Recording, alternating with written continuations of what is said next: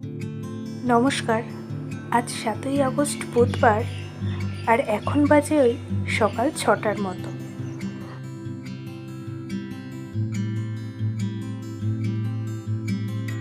সকালে রৌদ্র ওঠার আগে পাহাড়গুলো মেঘে ঢাকা থাকে তা দেখতে, আর নদী পাড়ের মিষ্টি হাওয়ায় হাঁটাচলা করতে বেশ ভালোই লাগে।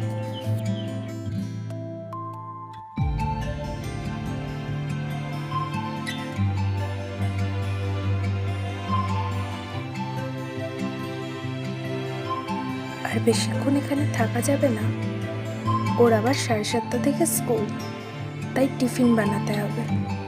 চলুন তবে যাওয়া যাক।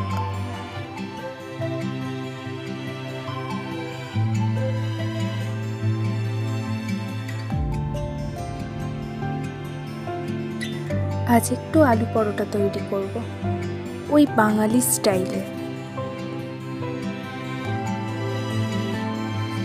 ময়দাটাকে যতটা সম্ভব অ্যাভয়েড করার চেষ্টা করি, তাই আটা দিয়েই বানাচ্ছি।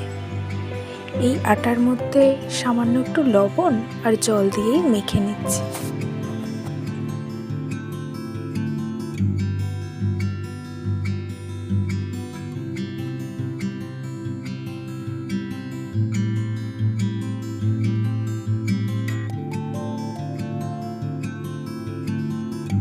এবার আলুর পুরটা তৈরি করে নেব, সেজন্যে কড়াইতে একটু সাদা তেল দিয়ে দিচ্ছি।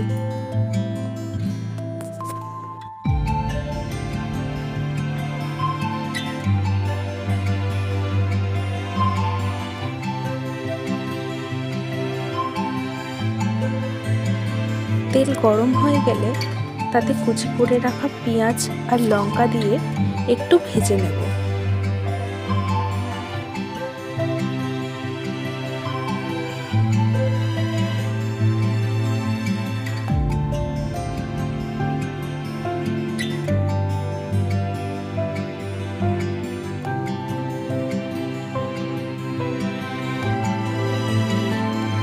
এবার সামান্য হলুদ গুঁড়ো ও লবণ দিয়ে আর একটু ভাজা ভাজা করে নিয়ে একে একে গুঁড়ো মশলাগুলো দিয়ে দেব।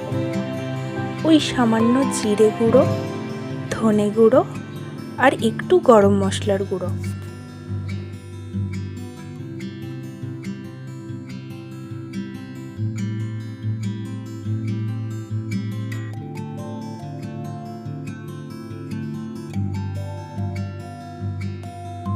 মশলাগুলো যাতে পুড়ে না যায়, তাই সামান্য জল দিয়ে দেব।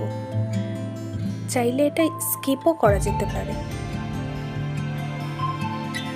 এরপর হাতের সাহায্যে সিদ্ধ আলুগুলিকে ম্যাশ করে দিয়ে দেব।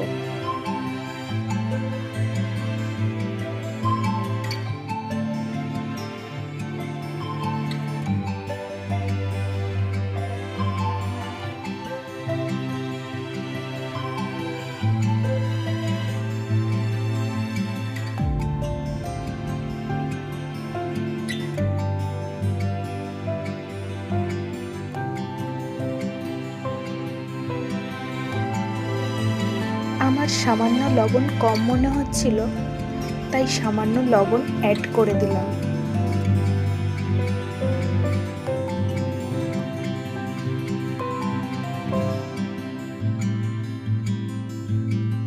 এবার বেশ খানিকক্ষণ নাড়াচাড়া করার পর পুরটাকে ভালো করে কষিয়ে নিয়ে একটা পাত্রে নামিয়ে ঠান্ডা করে নেব। এবার ডোটা থেকে একটু বড় সাইজের লেচি কেটে হাতের সাহায্যে গোল গোল করে ঘুরিয়ে লেচিটাকে একটা বাটির আকৃতিতে গড়ে নিতে হবে, যাতে এর মধ্যেখানে পুর ভরা যায়।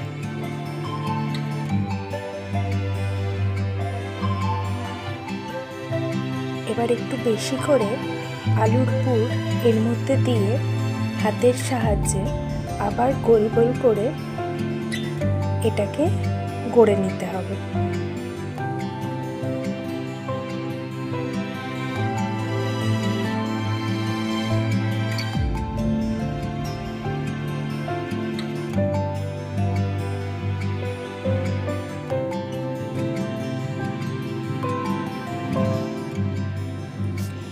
এবার বেলন চাকিতে একটু শুকনো আটা দিয়ে এটাকে বেলে নেব।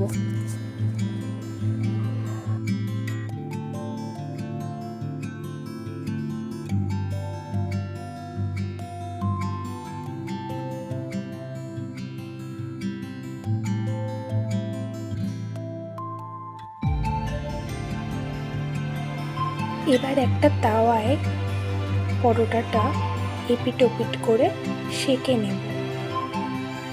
দুই পিঠ ভালো করে সেঁকা হয়ে গেলে পরোটাটার উপর অল্প করে ঘি মাখিয়ে দুই পিঠ ভালো করে ভেজে নেব।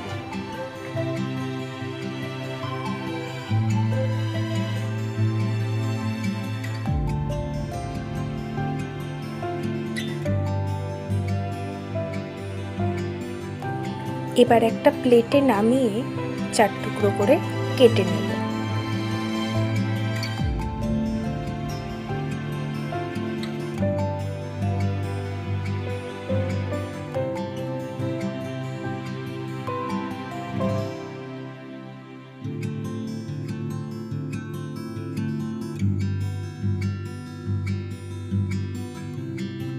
ভিতরে আলুর পুরটা বেশ ভালোই লাগছে, তাই না?